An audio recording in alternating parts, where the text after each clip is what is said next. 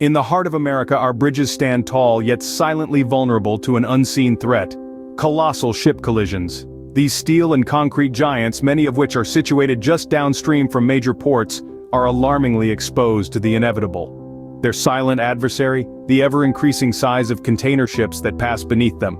Many of these bridges, including the iconic Key Bridge, are alarmingly lacking in safety measures, making them susceptible to this silent threat. The escalating scale of modern shipping vessels only intensifies this risk, as these titans of industry continue to grow in size and frequency. Remember the Baltimore disaster? The catastrophe that claimed 6 lives, indefinitely suspended operations at America's 15th largest port, and is projected to cost billions in damages? That's the kind of devastation we're talking about here. The looming threat, unnoticed by many, is a ticking time bomb waiting to unleash chaos on our infrastructural systems. The disaster in Baltimore, a catastrophe that claimed 6 lives, serves as a stark reminder of our infrastructure's fragility. This event was not a freak accident, but a chilling manifestation of a long-ignored problem. The gaping void where the bridge once stood is not only a physical gap, but a symbolic one, marking a lapse in our attention to infrastructure safety. In the heart of Baltimore, a bridge collapse sent shockwaves through the community and the nation as a whole. The cause? A collision with a large container ship, an event that could have been mitigated with proper safety measures in place. The fallout was immediate and far-reaching. America's 15th largest port was brought to an indefinite standstill, a bustling hub of commerce and trade silenced in an instant. This is not merely about the loss of a bridge, it's about the ripple effects that such a disaster can have on our society and economy. The projected damages reach into the billions. It's about the jobs lost, businesses affected, and the disruption of supply chains that we so heavily rely on. In the wake of the disaster, we are left to grapple with a daunting reality. Our bridges, these crucial links in our infrastructure, are vulnerable. They are susceptible not only to the forces of nature, but to the increasing size of the vessels that pass beneath them.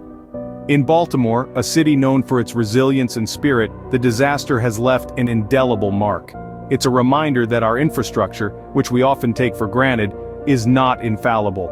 It's a testament to the importance of foresight, planning, and a commitment to safety. The Baltimore disaster was not just a tragedy, it was a dire warning of what can happen when our bridges meet their breaking point. It's a wake-up call for us all.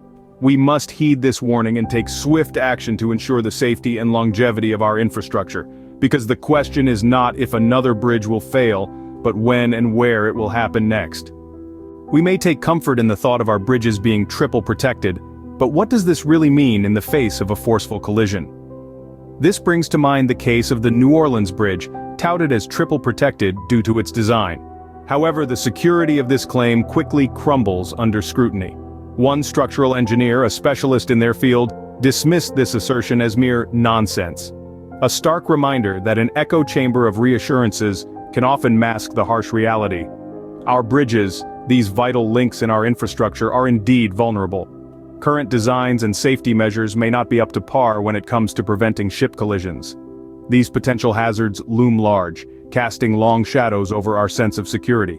As one engineer put it, "If you cannot design a system to stop a ship from hitting a pier, then by all means tear down the bridge."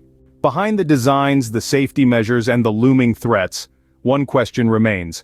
Where does the government stand in all of this? The role of the government in safeguarding our infrastructure is undeniably critical. It's their duty to ensure that the lifeblood of our nation, the bridges that connect us, are structurally sound and secure. But when a disaster like the Baltimore catastrophe unfolds, killing 6 people, shutting down the 15th largest port in the country and costing billions, we're forced to ask, could more be done? Are we investing enough in preventative measures? Are the safety standards stringent enough? The New Orleans Bridge was touted as triple protected, yet one structural engineer dismissed this as nonsense. If we can't halt a ship from hitting a pier, should we tear down the bridge? Is the government doing enough to protect our bridges, or are they failing to guard the veins of our nation's infrastructure?